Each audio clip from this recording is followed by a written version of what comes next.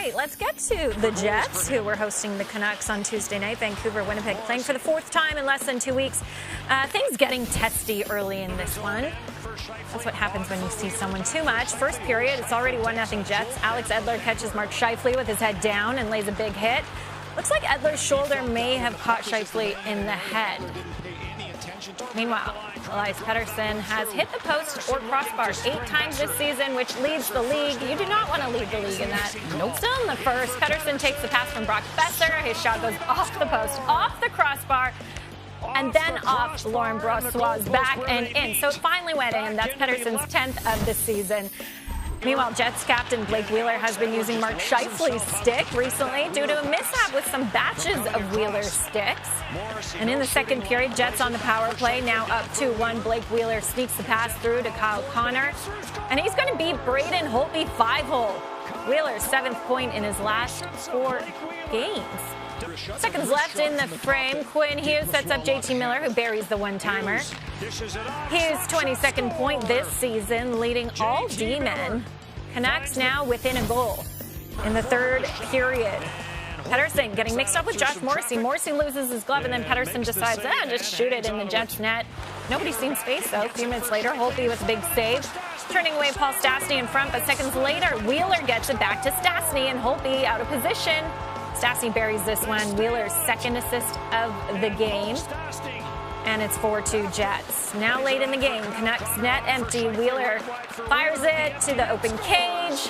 Wheeler getting a goal with Scheifele's stick to go with his 2 assists. His third 3-point night in the last 5 games as the Jets do win this one. We've seen you sometimes use Mark Scheifele's stick. We've noticed it the last couple of games as well. When did you go back to it and why? He's my favorite player. We have to win games right now. We want to be in the playoffs, and we're on the outside looking in, and we don't have time to, we get a chance to kind of hang around a game 3-2 going into the third. We need to come out with at least a point today, at least just put a better effort on the ice than that, and we're not in position to not bring our best. We need to play our best 9 times out of 10, and we've shown that even when we do play our best, it's hard to win.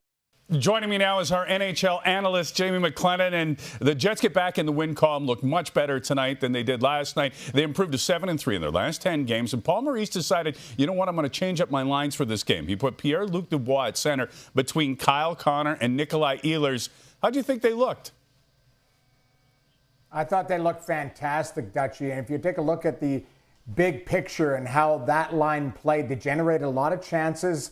They were dangerous every time they were on the ice, and it's all about chemistry. And when you want to settle in with new players, you play straight line hockey, and all 3 of those players bring a little bit different dynamic to the line. Kyle Connor's a shooter. Connor-Dubois-Ehlers is a skater who has skill to distribute the puck, and he's got a fantastic shot. And Dubois can get the puck back. He's a big, strong centerman who is good on both ends of the ice and away from the puck. So I think there's instant chemistry with that second line. You take a look at the big picture. What it does is allows Paul Stastny to settle in with Mark Scheifele and Blake Wheeler. So it's as good as top 6 as anybody in the National Hockey League as far as depth for the Winnipeg Jets up front. Yeah, they can really score. You mentioned the top 6, but their bottom 6 came up pretty big in this game, too, with a pair of huge goals. Obviously, if you get production from the bottom of your lineup, that's massive.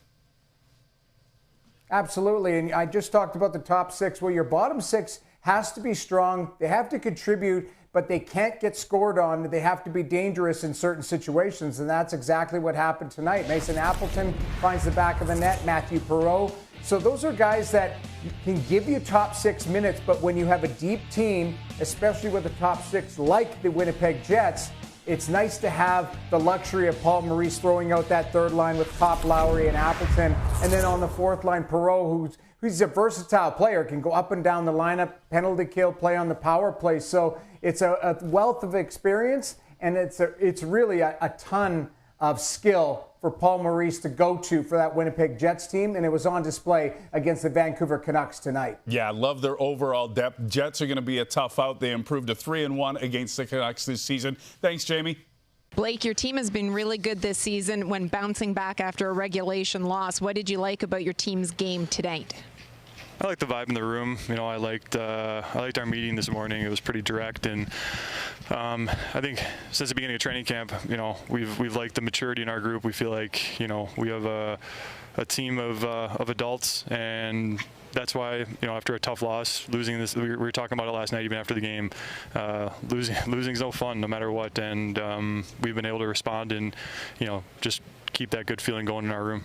I know that at various points in previous seasons, we've seen you sometimes use Mark Scheifele's stick. We've noticed it the last couple of games as well. When did you go back to it, and why? He's my favorite player. It hasn't changed. No. We use the exact same stick. We've had a little bit of a mishap, with a few batches here, and Warrior is just incredible about fixing problems when they arise, and so we had to dig into some of the old sticks and take some ones we had laying around the house, and we're just kind of bunching as many sticks together as we can until we we get the new ones right. And so yeah, as of now, I'm using a Scheifele, and it seems to be working. All right, well, pressure's on to not break any sticks then. Blake, and you look at the way that you've been playing lately, and you've got the 3 assists again tonight. What have you liked about your game in the most recent games that you guys have played? I even went home after the first game of the season. I told Sam, I feel good. I feel really good.